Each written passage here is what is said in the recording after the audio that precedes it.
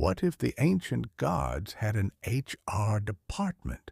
Would Loki be running the whole complaints desk, juggling myths, mischief, and ancient secrets like a cosmic chaos coordinator?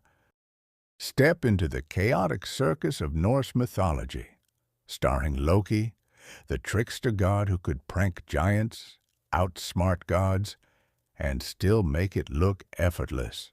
Fun fact: Marvel's Loki captured the same essence so perfectly that millions now know him as a confused anti-hero, stuck in bureaucratic limbo.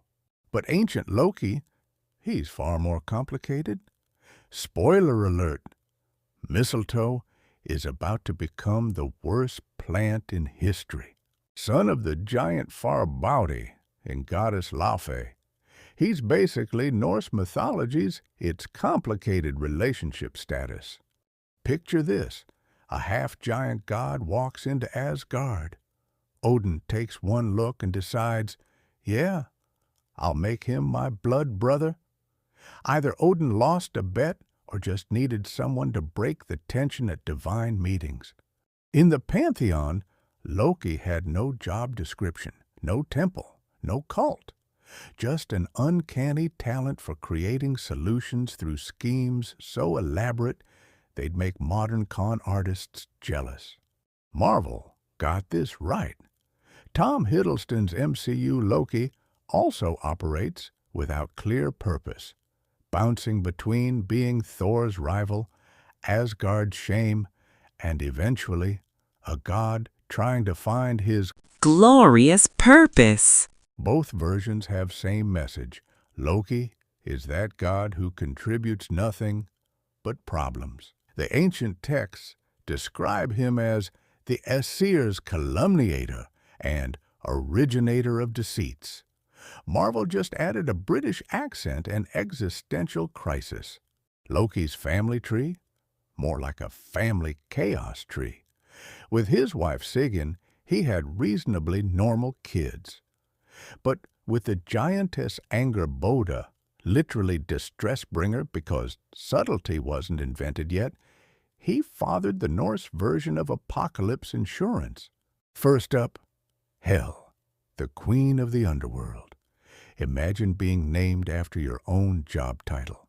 Then there's Fenrir, a wolf so massive that when he finally yawns at Ragnarok, his jaws stretch from sky to earth.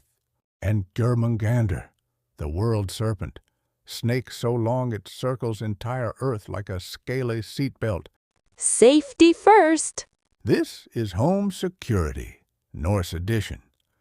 Oh, and Sleipnir, Odin's eight-legged horse. Sleipnir arrived after Loki tried some shape-shifting fun. 1 minute he's a mare, the next minute, ta-da! A magnificent horse baby. Loki said it was totally normal. Nobody believed. Now, Marvel's MCU Loki, he's got a complicated family too. Adopted brother Thor, who punches him regularly. Odin, who's simultaneously proud and ashamed of him. And Frigga, who he actually loves. Marvel's Loki learning he's a frost giant is the ultimate mythic punchline. Congrats, you're royalty. Just not the kingdom you thought. Oh, and you are blue too. Good luck with skincare routine. The Disney Plus series even introduced a female Loki variant named Sylvie, exploring romantic tension in a way the ancient texts could never. The death of Baldr, the ultimate prank gone wrong. The gods made everything swear not to harm Baldr, every stone, every plant, every creature in existence. Everyone was super confident. Baldr was basically divine Teflon. Everyone except one forgetful plant, mistletoe. Odin's wife Frigg just forgot about it. Oops. Enter Loki, who apparently has a hobby of researching loopholes. He spent actual time finding this one overlooked plant. When he finally tracked down the mistletoe, he carved a dart with the precision of someone who really wanted this to work. Then he placed it in the blind god Hörder's hands, whispered instructions, and plot twist. The perfect god fell dead. Baldr's death was the most casual murder in mythology, and everyone got furious. The gods wept. Frigg sent her servant to hell demanding Baldr's return. The whole cosmos shuddered. And Loki? He was standing there like, what? I didn't throw it. Technically true, technically the worst. But in the Loki Disney Plus series, he becomes responsible for saving entire timelines from collapse. Interestingly, Marvel's Loki has never committed anything quite this devastating in the MCU films. His biggest crimes are usually sarcasm. Ancient Loki kills light itself. Marvel Loki tries to fix broken reality. Character development or character inversion. Sleipnir's birth and the wall of Asgard. How to trick a giant with weird biology. A mysterious builder approached the gods with an offer that sounded too good. Build an impenetrable wall around Asgard before the first day of summer, and you get the sun, the moon, and the goddess Freya. The gods were like, yeah, right, no way you'll finish in time. Famous last words. The builder and his magical horse, Svadilfari, made incredible progress. Rocks were moving faster than anyone expected. Suddenly, it was 4 days before the deadline, and the wall was nearly done. The gods absolutely panicked because, well, Freya had opinions about this arrangement. Loki said, I've got this. Then he did something absolutely unhinged. He transformed into a beautiful mare and distracted Svadilfari so spectacularly that the builder's work came to a screeching halt. The wall wasn't finished. The giant threw a tantrum and tried to destroy Asgard himself.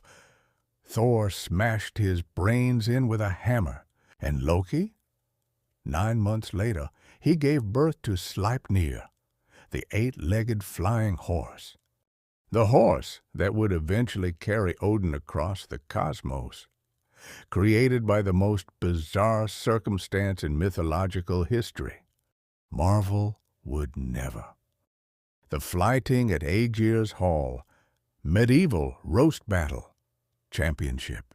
An ocean giant named Aegir threw a fancy feast for all the gods. It was supposed to be this beautiful celebration, but Loki showed up uninvited and apparently jealous of 2 servants who were getting too much praise. So Loki killed a servant. Real subtle. The gods kicked him out. Loki being Loki, he showed up again like nothing happened. This time, instead of apologizing, he decided the party was too calm. So he stood up and started the most savage verbal assault in Norse mythology. The Lokasena, Loki's Flyting, was basically a medieval rap battle where he called everyone out. To Thor, aren't you the coward who was trapped in a giant's glove and couldn't even escape? To Odin, you traded your eye for wisdom and still can't see through my schemes? To Frigg, how about we discuss your relationships? To Freya, let's talk about all the gods you've... One by one, he exposed secrets, revealed hypocrisies, and basically performed a divine comedy roast that nobody wanted. When Thor finally arrived with his hammer, Loki transformed into a salmon and swam away, because even a trickster knows when to exit. Marvel fans, remember that scene in the Loki Disney Plus series called the Lokasena episode? Okay, there isn't one, but there should be. The closest Marvel gets is Loki's sarcastic quips and Tony Stark's roasts. Ancient Loki's verbal brutality? That's pure Norse chaos that even MCU writers haven't fully captured yet. The shape of chaos itself. How was Loki depicted, honestly? Any way you can imagine. He was the god of shapeshifting, so pinning down his appearance was like trying to catch smoke. A salmon with a narrow tail? Legend says Thor grabbed him so violently that the mark stayed. A mare with flowing hair. We've established he had complicated reasons for this. A falcon riding wind currents. A fly. A charming human. An old woman. Fire flickering unpredictably. The point, never trust Loki's appearance. Compare this to Marvel's Tom Hiddleston, who remains consistently charming and magnetic across MCU films. In the Loki Disney Plus series, he does get the shape-shifting moments, appearing in different timelines, different versions of himself, but always in that sharp Hiddleston suit. Marvel simplified the chaos into a singular, recognizable look. Ancient Loki? He refused to be pinned down. His symbols? Loki's knot. Intricate, interwoven loops carved into ancient artifacts, representing schemes within schemes. Fate getting tangled up like earbuds in a pocket.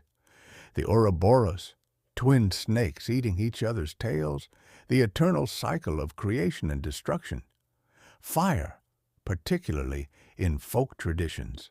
Though scholars debate whether this was borrowed from Logi, the fire personification who beat Loki in an eating contest. Imagine losing a competition in your own domain. The runes connected to him, Hagalaz, hail, disruption, unexpected chaos breaking open the ordered world. Kenaz, fire that illuminates and destroys simultaneously. The number 13, forever cursed as unlucky because Loki. And then there's the snap-ton stone from Denmark, carved around 1000 CE, showing Loki's face with scarred, stitched lips. Why? Because after the Lokasena, the gods literally sewed his lips shut. Imagine being so verbally destructive they had to physically close your mouth. Marvel's Loki? His mouth never stops, even when bound by the TVA. The god with no temples, but lots of respect. Here's the wildest part. Loki had no temples, no organized cults, no priests in fancy robes chanting his name, zero archaeological evidence of formal worship. And yet, he was everywhere in folk tradition. In rural Scandinavian villages, families would toss a baby's lost tooth into the hearth fire, whispering a little charm. Lock, lock, give me a bone tooth. Here you have a gold tooth instead. Loki as household guardian. Loki as mischievous spirit who traded teeth. Loki as a proto-tooth fairy. The Norse invention of the tooth fairy came with actual divine consequences. In Denmark, people blamed Loki for weird stuff. Heat, shimmer off roads, strange winds, pranks that made no logical sense. Loka's doing it again. In Jutland, they said, Loka slår sin havre. Lok is reaping his oats, when the air shimmered. In Zealand, he was Loka Leoman, the playing man, responsible for every household mishap. Now, contrast this with Marvel's portrayal. Loki in the Disney Plus series becomes something entirely different, not a god worshipped through fear, but a god who works for a bureaucratic organization. The Time Variance Authority, TVA, is basically mythology's filing system. Instead of temples, Loki gets cubicles and interdimensional paperwork. It's simultaneously hilarious and tragic. Ancient Loki was feared and whispered about in homes. Marvel's Loki is literally employed by interdimensional bureaucrats to fix timelines. Folk tradition saw him as a fire spirit, a home guardian, something you could bargain with if you were brave or stupid enough. Worship through respect mixed with fear. Worship through folklore whispered around fires. The most powerful worship, the kind that needs no official structure. Marvel transformed this into worship through binge watching, a Disney Plus series. When chaos isn't evil, just inconvenient. Was Loki evil? The Norse wouldn't have answered yes the way we'd expect. Evil implies moral choice. Loki transcended morality entirely. He wasn't benevolent. His cruelty was legendary, casually devastating. Yet he saved the gods repeatedly through schemes that were brilliant, weird, and completely unconventional. He created Sleipnir, arguably the most magnificent creature in mythology. He invented the fishing net, an actual tool of civilization. He tricked giants and manipulated dwarves into crafting godly weapons. But he orchestrated Baldr's death, the single greatest tragedy of the age. He plotted the destruction of Asgard itself. He fathered monsters destined to devour the cosmos. Here's what the ancient Norse understood. Loki was transformation itself. Like fire, his eternal symbol, he was neither good nor evil. Fire warms your home and burns it down. Fire cooks food and destroys forests.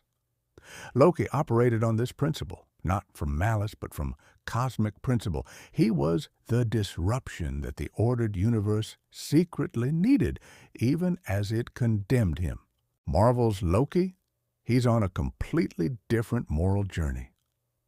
Starting as a clear antagonist in the Avengers, MCU Loki gradually revealed layers of vulnerability, ambition, and desperation for love and recognition. The Disney Plus series really committed to his character arc. He goes from selfish manipulator to someone willing to sacrifice everything to save the multiverse.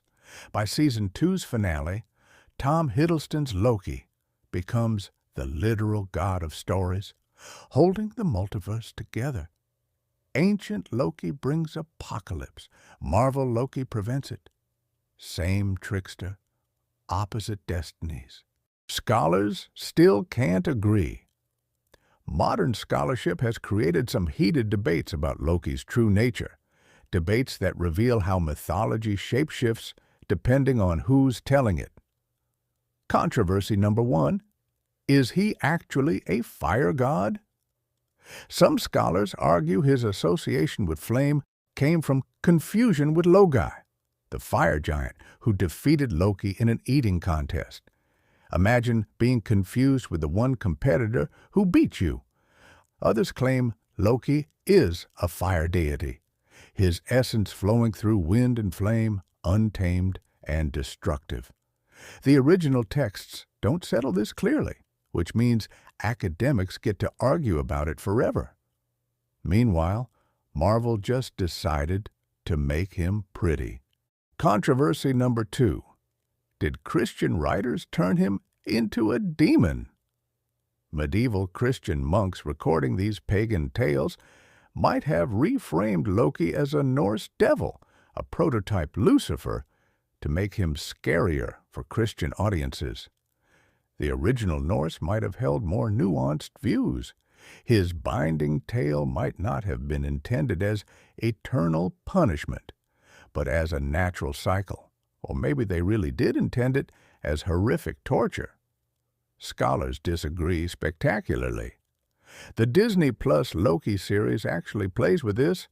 His punishment in the TVA is basically eternal bureaucratic imprisonment, which might be worse than the serpent venom. Controversy number 3. Was Baldr's death entirely Loki's crime? Some sources say Loki orchestrated it completely. Others suggest he merely revealed a catastrophic weakness in Frigg's plan. The question matters. Is Loki a murderer, or is he a cosmic principle revealing that even the gods' best intentions have flaws? It completely changes the moral calculus. Marvel sidesteps this entirely. MCU Loki never kills Baldr. He just causes a lot of property damage in New York. Controversy number 4. What does his name actually mean? Linguists argue Loki might derive from logi, flame, connecting him to fire. Or it traces back to Germanic roots meaning loops, knots, webs. The knot maker, the tangle creator, the weaver of schemes that trap people. This etymology aligns with his role as a literal net maker and metaphorical trap setter. The Loki Disney Plus series uses this perfectly.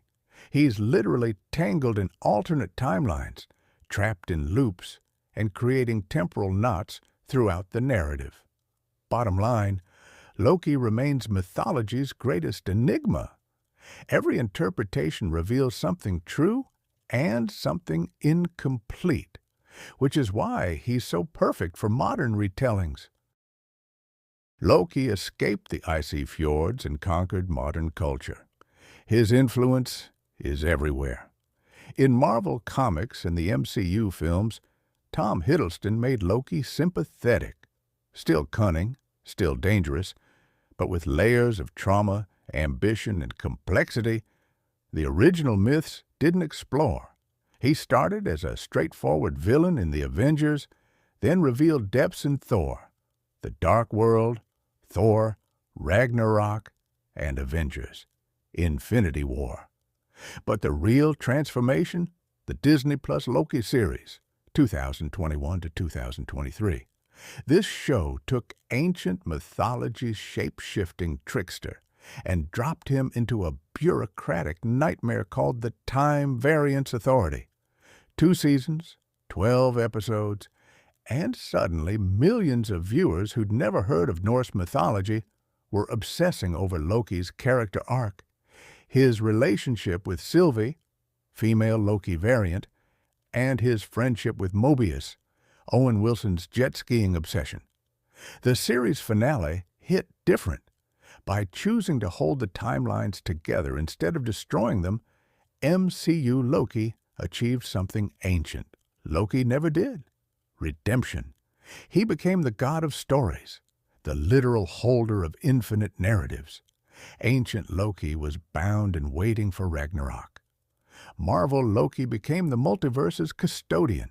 In literature, Neil Gaiman's American Gods reimagined him as a modern trickster navigating contemporary America, ancient chaos wearing a 21st century disguise, scheming against American gods. In video games, he schemes across Midgard in God of War and Assassin's Creed Valhalla, proving the trickster archetype still captivates audiences seeking morally gray characters who challenge authority. In contemporary paganism, Lokeans, actual modern practitioners, work with Loki as a patron deity. Practicing shadow work and transformational magic, they honor him as the principle of necessary disruption and change. He has fans, devoted fans, people who actually pray to him. His symbols appear everywhere. Loki's knot tattoos spiral across skin, representing entanglement and transgression. His stories inspire endless art, music, novels, and reinterpretations. The trickster who caused chaos in ancient times now causes obsession in modern times. Ancient mythology meets streaming algorithms. Here's our question for you, and think carefully before answering. If you could speak with Loki, the ancient Norse trickster, not Marvel's version, if you had one conversation with him, would you confront him about Baldr's death and demand why he destroyed light itself? Or would you ask him something deeper? Why he saved the gods so many times, despite the fact that they feared and despised him? And then, as a bonus question, which version of Loki do you prefer? Ancient mythology's chaotic agent of fate, or Marvel's Tom Hiddleston finding redemption in the TVA? Because that contradiction, That's where the deepest mystery lives. Drop your answers in the comments below. We want to know what you'd ask the god who can never be trusted and which iteration captivates you most. And here's the final thought to leave you with. If you were Loki, if you embodied pure chaos, transformation, and brilliant schemes, would you be the hero of your own story, or would you be the villain of everyone else's? Or would you be something far more dangerous, something that makes everyone question what hero and villain even mean? And in 2025, would you accept a job at the TVA, or would you burn it down? Loki's tale is just the beginning. Behind him lurk 9 realms full of gods, monsters, and legends that will absolutely blow your mind. The phoenix rising eternally from its own ashes, Odin's insane sacrifice for wisdom, the Midgard serpent so colossal it encircles the entire planet, the warrior maidens, the Valkyries, Ragnarok itself, the apocalypse that Norse mythology wasn't afraid to predict. Mythologies from Greek to Egyptian to Indian traditions, each with their own tricksters, their own agents of chaos, their own untold stories waiting to consume your watch time. Subscribe now and join thousands of myth hunters exploring ancient secrets while comparing them to modern pop culture. Hit that notification bell so you never miss a legend, because every culture has them, and we're covering them all. And if Loki caught your attention, comment right now. Which mythological god or creature should we explore next? Should we deep dive into how Marvel adapted other gods? The Avengers versus the Aesir, the Fenrir? Thank you for venturing into the 9 worlds and the multiverse with us today. See you in the next legend.